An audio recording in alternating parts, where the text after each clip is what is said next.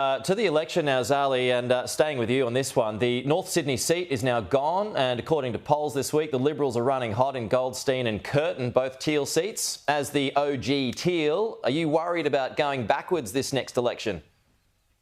Look, I think the members, I guess a couple of elements to that. I'm incredibly sad for the people of North Sydney and for Kylie Tink. I think she's done an incredible job there, and it's really unfortunate because I suspect in a few years we'll see a North Sydney seat reinstated because of the amount of population growth there's going to be. So I'm a little bit critical about that process.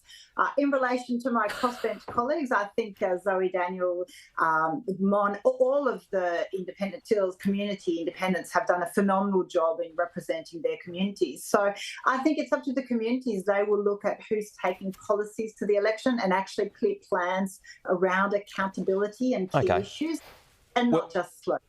Well, on that, I mean, you led Teals in calling for a 75% cut to emissions by 2035 this week. So could that damage your chances in a mining state such as WA?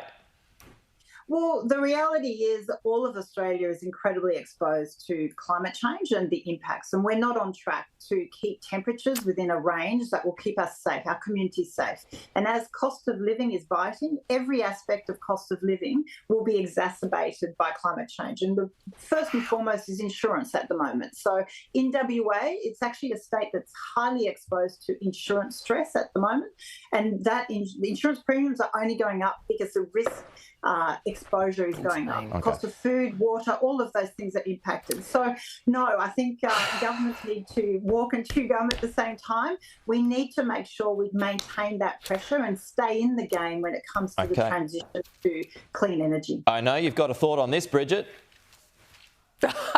Absolutely, Pete. I mean, listening to Zali talk about all Australians feeling the impact of climate change, I would like her to release the modelling that she bases this 75% claim on, and so that we can understand the social, the economic and the environmental impact of such an aggressive target.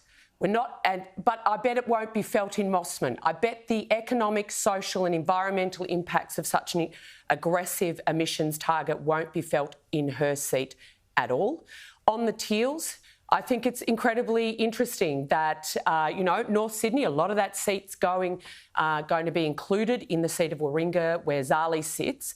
And I would like to see a pre-selection so that the community of Warringah can actually have some options of who their representative and Teal candidate's going to be. It's not a sorority.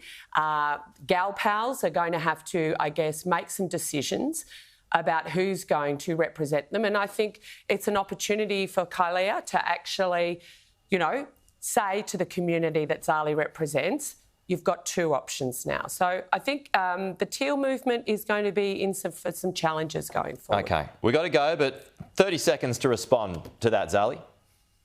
That's just quite a strange comment by Bridget. I think she needs to worry about what's happening within the Nationals and her own situation. But look, I'm quite comfortable working closely with Kylie. There is no issue there. Our communities are feeling very well represented, and we'll continue to focus on that. My thoughts are with the volunteers and the community and impacted by the decision of the AEC. All right, Zali, Bridget, we've got to go, but thank you for your time as always.